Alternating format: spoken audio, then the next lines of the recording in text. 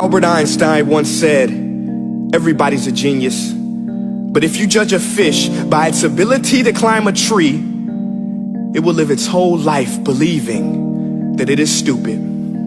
Ladies and gentlemen of the jury, today on trial we have modern day schooling. Glad you could come. Not only does he make fish climb trees, but also makes them climb down and do a 10-mile run. Tell me, school, are you proud of the things you've done?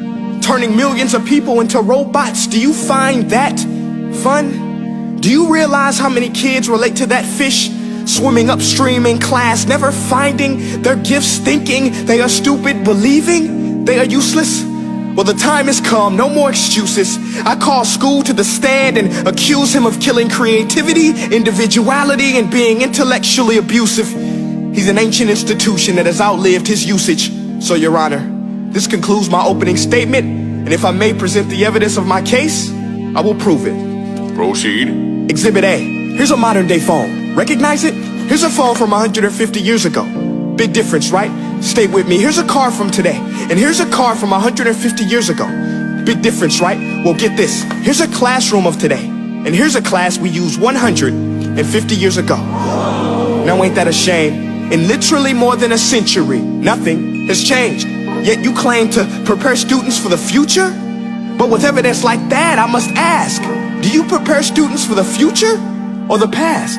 I did a background check on you and let the record show that you were made to train people to work in factories, which explains why you put students in straight rows, nice and neat, tell them sit still, raise your hand if you want to speak, give them a short break to eat, and for 8 hours a day tell them what to think.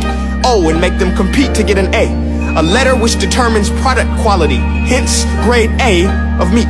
I get it. Back then, times were different. We all have a past. I myself am no Gandhi. But today, we don't need to make robot zombies. The world has progressed. And now we need people who think creatively, innovatively, critically, independently, with the ability to connect. See, every scientist will tell you that no two brains are the same.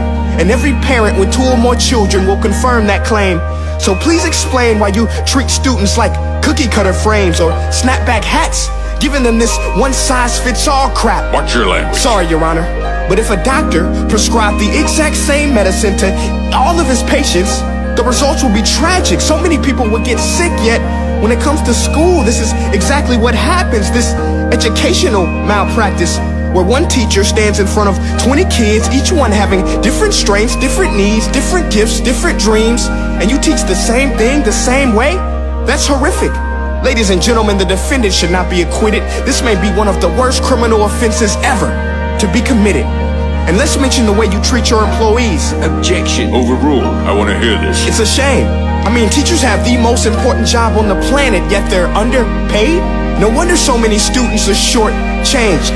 Let's be honest, teachers should earn just as much as doctors, because a doctor can do heart surgery and save the life of a kid, but a great teacher can reach the heart of that kid and allow him to truly live.